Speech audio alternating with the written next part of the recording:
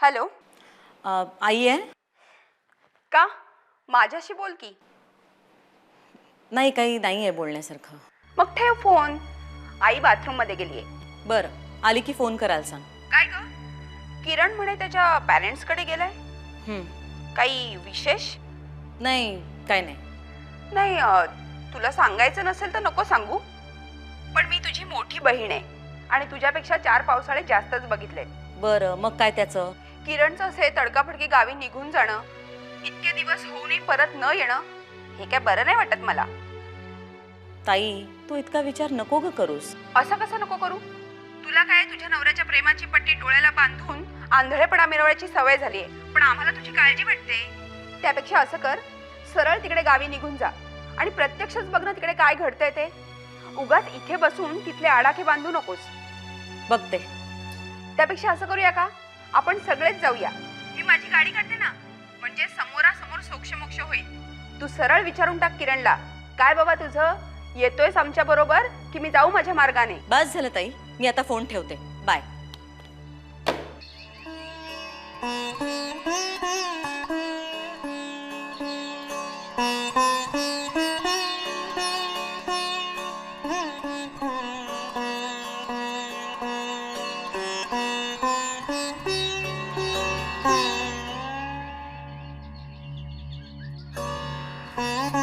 काय रे, काही बोलायचंय? आई, मला आता निघायला हवं. का रे, कंटाळलास? तसं नाही का आई, पण असू देत. कधी निघणार आहेस? मला माहिती आहे आई, तुला हे आवडलेलं नाहीये, पण काय करू. अगं, ऑफिसच्या मीटिंग्स, कॉन्फरन्सेस, डेडलाईन्स आणि नीता घरी एकटीच आहे आई. नीता म्हणजे तुझी बायको ना रे? कशी आहे ती? आई खूप छान आहे स्वभावाने ती. नाही, आमची भेट झाली नाही ना अजून, म्हणून विचारते. शिक्षिका आहे शाळेत. अगं, शाळेत पण सगळ्यांना खूप आवडते ती. छान. पण काय रे, तुम्हाला काय मूलबाळ की स्वतःचं मूल जड होतं म्हणून?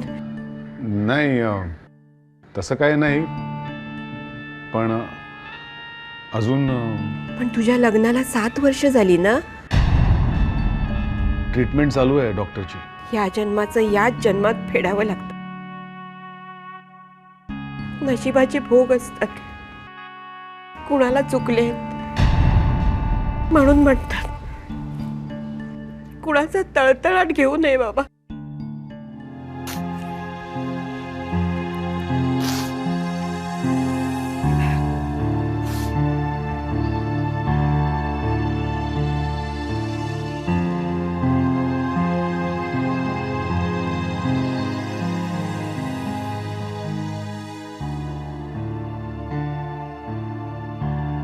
काय ग नीता, तू अजून इथेच? तुला शेवटचं लेक्चर नव्हतं ना ग? मला वाटलं एव्हा तू घरी पोचली असशील. काय करू घरी जाऊन? का? असा का प्रश्न पडलाय तुला? किरणशी काही भांडण झालंय? भांडायला तो आलाय कुठे परत?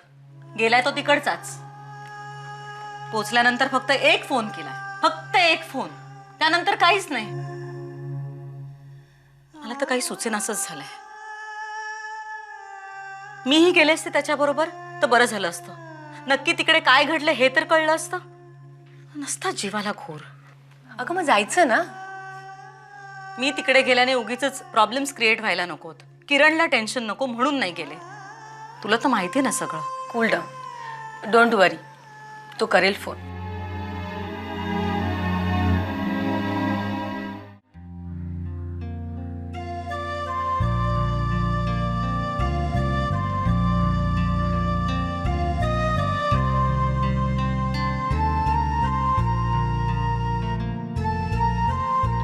हे काय? एक मुलगी हसत नाही, बोलत नाही, खेळत नाही, रुसली आहे की काय आमच्यावर? अरे पण का बुवा, आम्ही काय केलंय? तुम्ही सगळे वाईट आहात. हो, अरे बापरे. मग आम्ही असं काय करायला पाहिजे म्हणजे आम्ही छान माणसं होऊ? तुला एखादी गोष्ट सांगू की नवीन बाहुली हवी आहे की नवीन खेळ? सांग ना तुला काय हवं ते, जे मागशील ते दे, प्रॉमिस. मला आई हवी आहे. आई?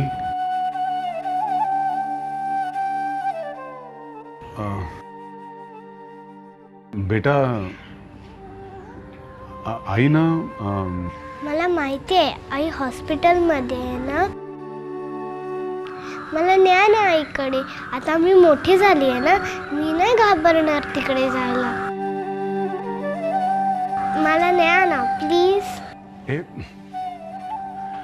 बाळा, तू आता मोठी झाली आहेस की नाही? हा, मग मी काय सांगतो ते ऐकशील?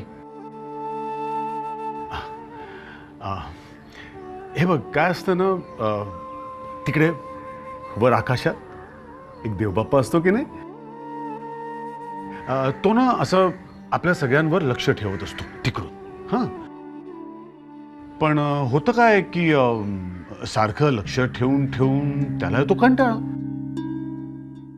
मग ना तो आपल्यापैकी कोणाला तरी तिकडे बोलावतो ग, वर. अगं, आणि आपल्यालाही कसे चिक्कार मित्रमैत्रिणी असतात की नाही, तसे त्यालाही लागतात ना मित्रमैत्रिणी, म्हणजे खेळायला, गप्पा मारायला. हां, म्हणूनच सगळं त्याने आपल्या आईला ना त्याच्या घरी बोलावून घेतलं. आई तिकडेच गेली आहे, देवबाप्पानं बोलावलं म्हणून. खोटं, साफ खोटं. हे बघ बेटा, आपली आई खूप आजारी होते की नाही, तिला खूप त्रास होत होता ना, म्हणून मग देवबाप्पानं तिला त्याच्या घरी बोलावून घेतलं. आता तिकडे तिला अजिबात त्रास होणार नाही ना. देवबाप्पा घेईल अगं तिची काळजी, म्हणून तिला बोलावलं त्यांनी.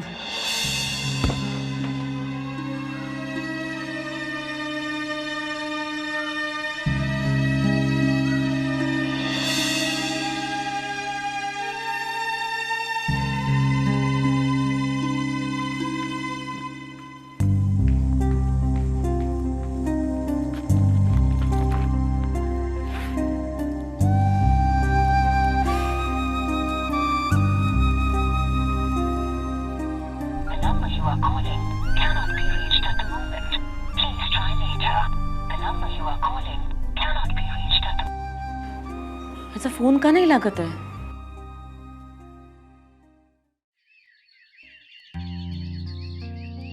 काय झालं आबा?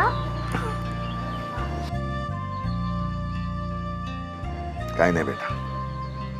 अरे मला सांग, तू कुठे गेली होतीस? मी ना त्या काकांबरोबर ना फिरायला गेलेली. हो, बर. काय काय केलं तुम्ही? आम्ही ना खूप मजा केली. त्या काकांनी ना मला ना आईस्क्रीम दिलं. हो, अरे वा.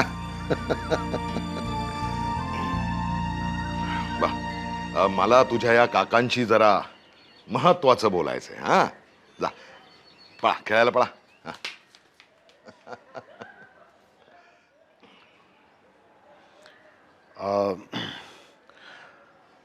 आबा, मला पुन्हा आबा म्हणताना तू 10 वेळा विचार कर. तुला लाज नाही वाटत स्वतःच्याच मुलीशी खोटं बोलताना? नाही वाटणार, वाटायचीच नाही. पण मला वाटते तुझा बाप म्हणून घ्यायची लाज वाटते मला. तुम्ही माझं थोडं ऐकून घेणार आहात का? काय ऐकून घ्यायचं बाकी राहिलंय? अरे, जो माणूस स्वतःच्या मुलीला स्वतःची बाप म्हणून असलेली ओळख सांगत नाही, घरादाराला वाऱ्यावर सोडून निघून जातो, भरला संसार मोडतो, त्याला मी माझा मुलगा तरी का म्हणून घ्यावं? केवळ त्याला जन्म दिला म्हणून? हे बघा, गौरीला मी आत्ता माझी ओळख सांगत नाहीये. योग्य वेळ आली की मी तिला सगळं काही सांगणार आहे. योग्य वेळ कधी येणार आहे ती योग्य वेळ? आणखीन 8 वर्षांनी? तुम्ही मला जरा समजून घ्या ना आबा. काय बोलतोयस काय तू? समजून घ्यायचं? हं? अरे, जो माणूस आपल्या बायकोला कधी समजून घेऊ शकला नाही, आपल्या आईच्या भावना त्याला कधी कळल्या नाहीत, बापाचं मन समजलं नाही, तो माणूस मला सांगतोय मला समजून घ्या म्हणून. तू सांगतोयस? हे बघ, मला खरंच असं वाटतं की आता प्रत्येकाने आपापल्या जबाबदाऱ्या घ्यायची वेळ आलेली आहे. तुझ्या मागे आम्ही सगळं सांभाळलं, पण आता तुझ्या मुलीला गौरीला तू तुझ्या बरोबर न्यावंच असं आम्हाला वाटतं. अहो तुम्ही काय बोलताय? तुम्हाला काही कळतंय का? त्या पोरीचं वय काय त्याचा तरी विचार करा ना थोडा. मुंबई सारखं नवीन शहर, नवीन माणसं, कसा निभाव लागणार आहे तिचा तिथे? तुम्ही जरा शांत बसा. तुमच्या चिरंजीवांचे खूप लाड झालेले आहेत. आता तरी त्यांना खऱ्या अर्थानं मोठं होऊ द्या, कळलं? आणि नाहीतरी या गावात काय आहे, सोयी सुविधा नाहीत, शिक्षणाची आबाळ होणार. या गावात राहून कोणाचं भलं झालंय?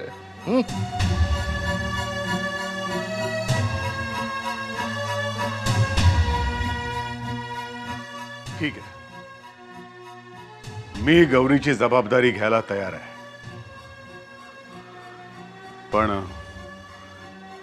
मी तिचा बाप आहे ही गोष्ट मी तिला आत्ता नाही सांगणार.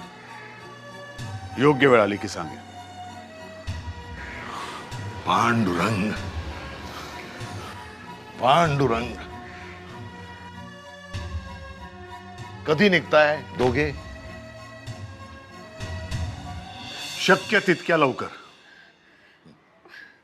गौरी, गौरी, गौरी. मला नाही जायचं मुंबईला.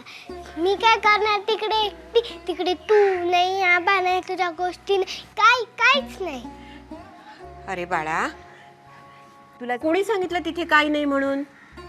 अगं मुंबई केवढं मोठं शहर आहे माहितीये तुला? आपल्या गावापेक्षा सुद्धा मोठं. तिथे मोठे मोठे रस्ते आहेत, मोठ्या मोठ्या इमारती आहेत, मोठ्या मोठ्या गाड्या आहेत. मला नको काय मोठं मोठं. मला माझं घर हवंय आणि तू हवे आणि आबा हवाय. सोन्या, तुला शिकून खूप मोठं व्हायचंय ना? अगं मुंबईला छान छान शाळा आहेत, तिथे चांगले चांगले शिक्षक आहेत, ते तुला शिकवतील. मग तुला चांगले चांगले मार्क्स मिळतील. आणखी तुला माहिती आहे का, मुंबईला छान छान मोठ्या मोठ्या बागा आहेत, खेळणी आहेत, आणि की नाही मोठा समुद्र आहे निळ्याशार पाण्याचा. सगळीकडे पाणीच पाणी. तुला पाण्यात खेळायला आवडतं की नाही? समुद्र खरा खरा? हो, खरा खुरा समुद्र. तिथे की नाही अजून एक गोष्ट आहे, आमच्या गौरीचे बाबा. बाबा? मग आता तिथे गेल्यावर आमच्या गौरीला बाबा मिळणार. मग आमची आठवण कशी येणार? मग कुठले आजोबा, कुठली आजी? आजी, तू पण चल ना मुंबईला. आपण दोघी बाबांना भेटू. आपण दोघी? हो, आपण दोघी. तिथे मोठे मोठे बागा आहेत, मोठे मोठे खेळणी आहे, मोठे मोठे समुद्र आहे. हो, मला माहितच नव्हतं. म्हणूनच म्हणते, ये ना माझ्या बरोबर, ये ना. सोन्या, असं हट्ट नाही करायचा. तू काकांबरोबर मुंबईला जातेस ना? जातेस ना? मी पण येणार. जेव्हा तुझी आठवण होणार ना, तेव्हा मी सुद्धा येणार मुंबईला. नक्की? नक्की. खरं? अगदी खरं. तिथे गेल्यावर शहाण्यासारखं वागायचं, हं? नीट अभ्यास करायचा आणि कुणालाही त्रास द्यायचा नाही. जा, आता गाडीत जाऊन बस.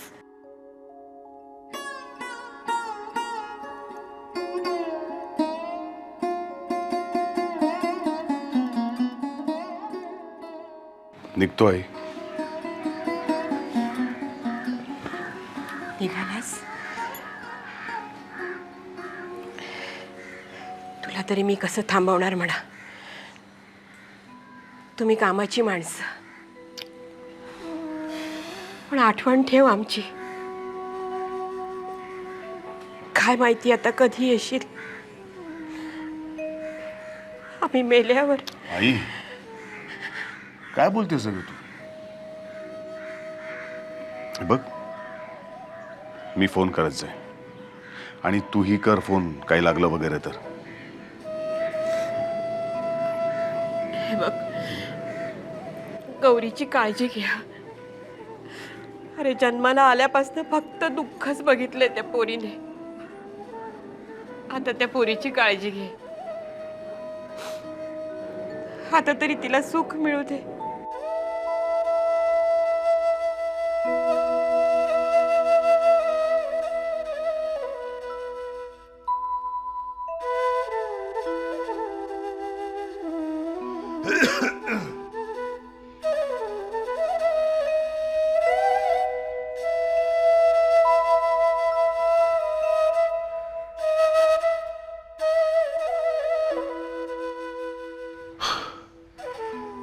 पांडुरंग पांडुरंग पांडुरंग.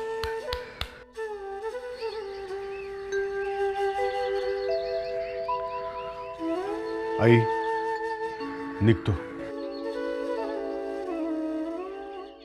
काळजी घ्या रे बाबांनो. आणि किरण, पोरगी लहान आहे, तिची नीट काळजी घ्या.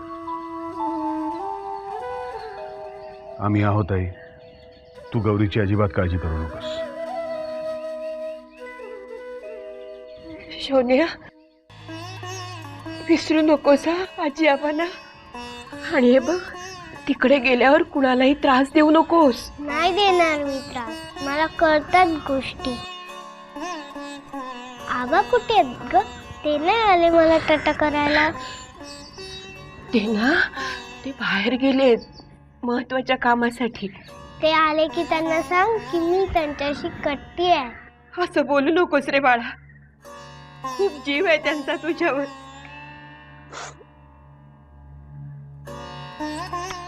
चा, उशीर होईल नाही. तू काळजी घे आई.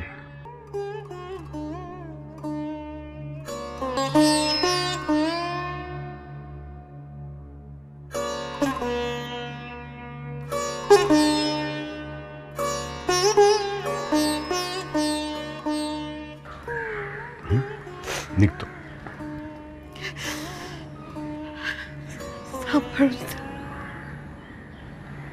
चल.